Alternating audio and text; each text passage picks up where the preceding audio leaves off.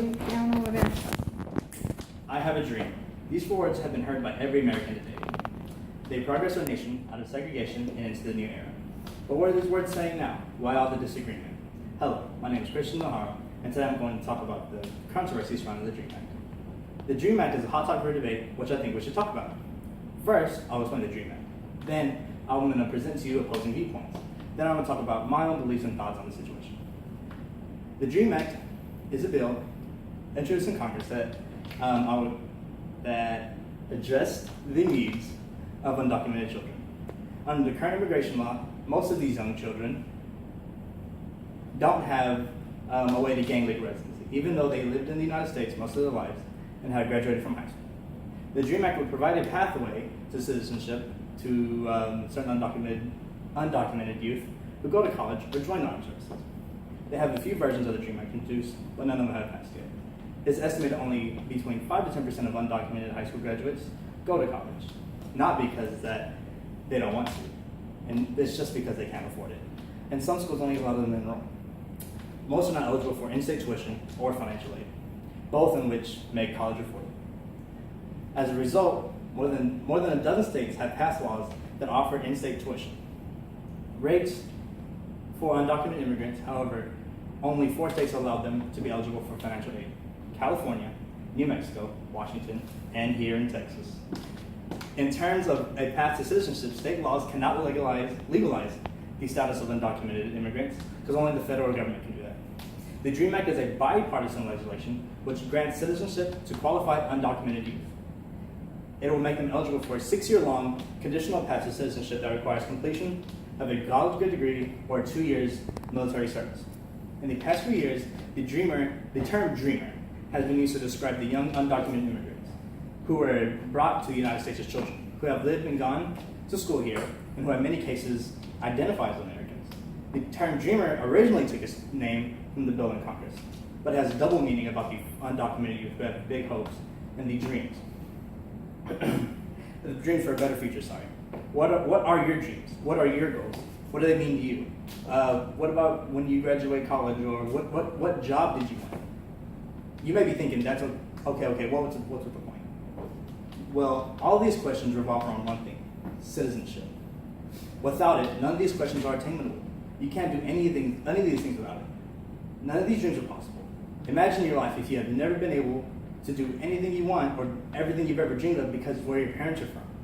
However, some feel it goes against current policy for access to citizenship.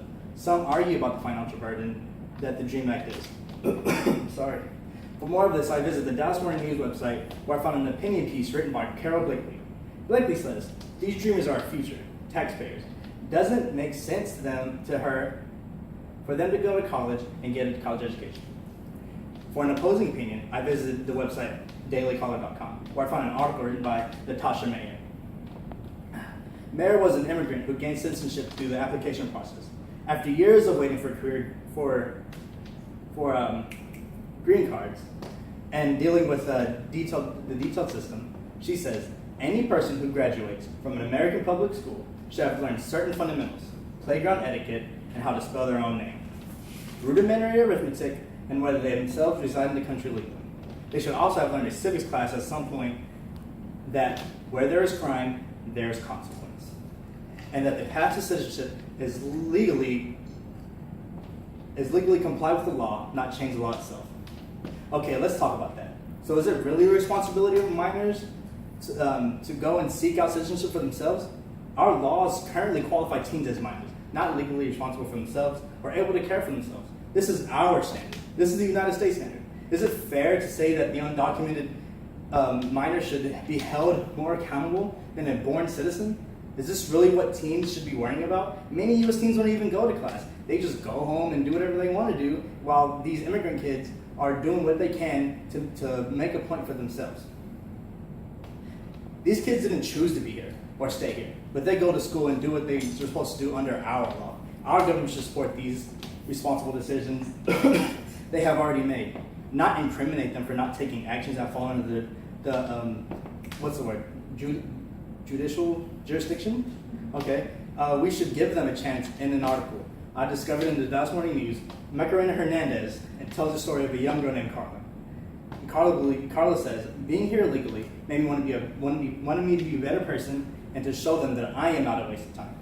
The DREAM Act isn't a free pass. It's an opportunity to help these people. It isn't fair to bout them out because they graduated. What is the point in that? These people have been a part of our communities, followed our laws, and respect our education requirements. What about that deserves punishment? You may very well know some of these individuals and not even realize it. The quarterback on the football team, the person that bags your groceries, the president of the recycling club, if that even exists, but they're probably one of those people. You get the point. In the conclusion, the DREAM Act isn't simple. It isn't a cure to all illegal immigrants, but it is a humanitarian act to show compassion for the fellow human, not even man, for the fellow human. And that's why I, Cristian Najarro, choose to support it, and I hope you do too. First, I told you about what the DREAM Act is. Then I showed you opposing arguments. Then I tried to help you sympathize with what the DREAM Act really is and what it stands for, and who it stands for. It could have standed for me, but hey, the rest is up to you. Thank you for your time. Yay.